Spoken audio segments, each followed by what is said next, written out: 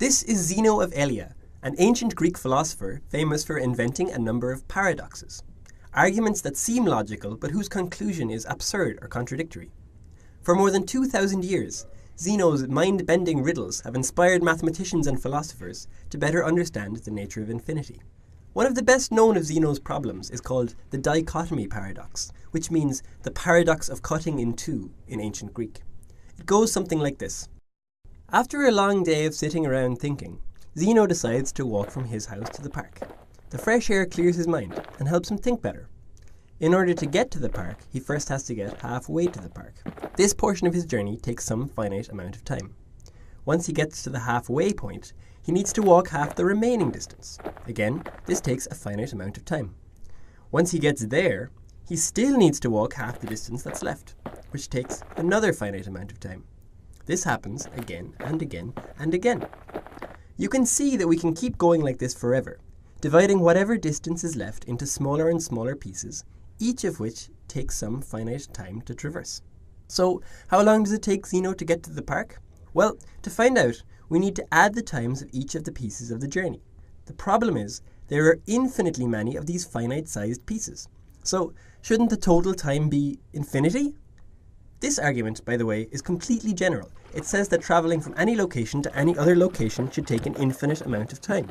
In other words, it says that all motion is impossible. This conclusion is clearly absurd, but where's the flaw in the logic? To resolve the paradox, it helps to turn the story into a math problem.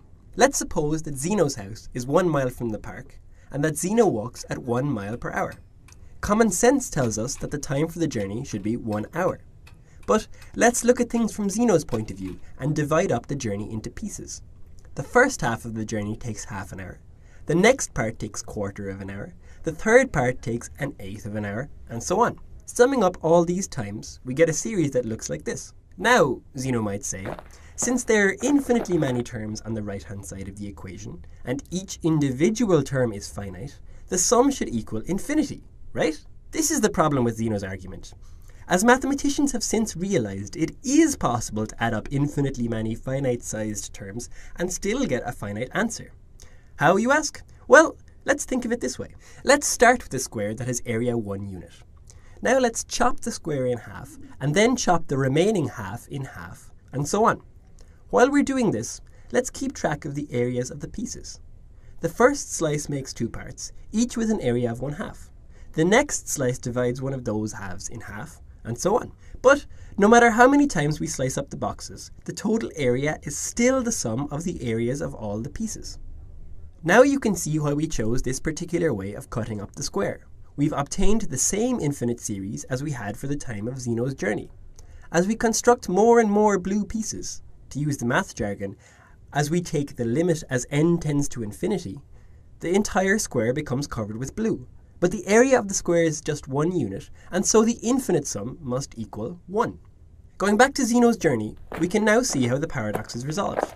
Not only does the infinite series sum to a finite answer, but that finite answer is the same one that common sense tells us is true.